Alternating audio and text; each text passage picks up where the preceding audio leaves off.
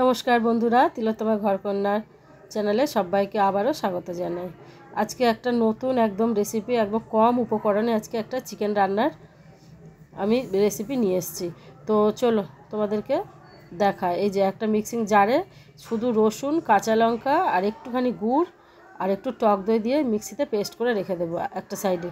আর এদিকে ধনেপাতা, এই যে গোড়াগুলোকে ভালো করে ধুয়ে নিয়েছি, গোড়া সমেতই এটাকে পেস্ট করে দেব। এই গোড়ার মধ্যে তো বেশি ধনেপাতার ফ্লেভার থাকে, ওই জন্য ধনেপাতাটা আমি ভালো করে পরিষ্কার করে শুধু ধুয়ে নিয়েছি, ওটা বেটে নেব। আর ওদিকে একটু পেঁয়াজ কেটে নিয়েছি, পেঁয়াজটা অপশনাল, পেঁয়াজটা না দিলেও চলে।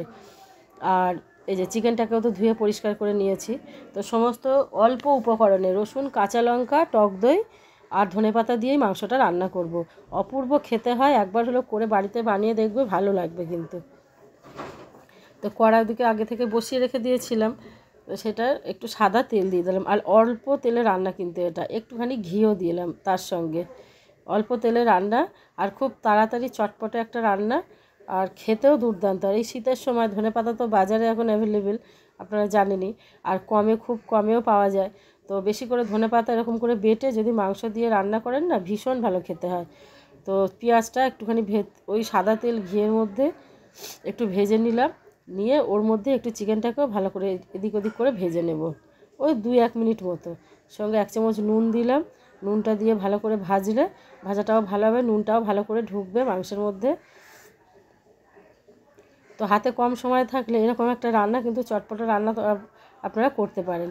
আর সঙ্গে এই যে দিলাম, ওই যে বেটে রেখেছিলাম রসুন আর কাঁচা লঙ্কা, সেটাও ভালো করে এই যে বেটে নিলাম, নিয়ে সেই বাটাটাই এই চিকেনের মধ্যে দিয়ে দেবো। মাংসটা পেঁয়াজের সাথে ভাজা হলো, আর তারপরে মশলাটা দিয়ে এবারে কষাবো। আর এই রান্নাটার মধ্যে কিন্তু কোনো জলের ব্যবহার করব না, কোনো জল যাবে না। এই যে ধনেপাতার মধ্যে যে জল, দইয়ের মধ্যে যে জল, ধনেপাতাটা তো একটু জল দিয়ে বাটতেই হবে, তার মধ্যে যে জল, আর এদিকে চিকেনের মধ্যে থেকে যে জল বেরোবে সেইটাই কিন্তু গ্রেভি। এই যে গোড়া সমেত একটা মিক্সিং জারে আমি নিয়েছি, এবার ওটাকে পেস্ট করে নেব। এই যে পেস্ট করে নিয়েছি, সেটাও দিয়ে দিলাম, দিয়ে এবার এদিক ওদিক করে খালি কিন্তু নাড়তে হবে। অপূর্ব স্বাদের হয় এই চিকেন রান্নাটা, একবার করে খেয়ে দেখলে, না দেখলে বুঝতে পারবে না। তখন আর এমনি যে হলুদ রঙের যে সোনালি চিকেন রান্না করেন, সেটা আর করতে লাগবে না, সেটা আর করতে ইচ্ছা করবে না। এটাই করতে ইচ্ছা করবে, এটা খেতে ইচ্ছা করবে। আর এইটা না ফ্রায়েড রাইস বলুন, সাদা ভাতের সঙ্গে বলুন, ভীষণ ভালো খেতে হয়, ভালো লাগে, কিংবা শুধু মুখেও ভালো লাগে। একটু ঝালটা বেশি বেশি দিতে হবে, কাঁচা লঙ্কার যে ঝালটা। বেশ কষিয়ে একটু বড় বড় করে আলু দিয়ে দিলাম কেটে। এই আলুটা অনেক সময় তেলে ভেজেও দিই আমি, আবার এই কষানোর সময় দিয়ে দিই, একই, কোনো অসুবিধা হয় না। আর এদিকে আমার ছোচা বুড়ি এই যে চলে এসেছে মাংস কষার গন্ধ পেয়ে। এখন সে মাংস তাকে তুলে দিতে হবে বাটিতে করে। তো এরকম চাপা দিয়ে দিয়ে মাংসটা আমি এইভাবে কষিয়ে নেব। এখন কষানোর ওপরেই মাংসটা কিন্তু রেডি হবে।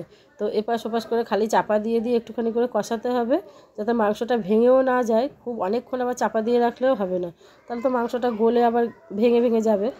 তো এই যে একটু করে চাপা দিচ্ছি, আবার নেড়ে চেড়ে এইভাবে জলটাকে শুকিয়ে নিচ্ছি, নিয়ে তারপর গ্রেভি থেকে তেল ছাড়লেই ব্যাস রেডি হয়ে গেল আমাদের ধনেপাতা মুরগি।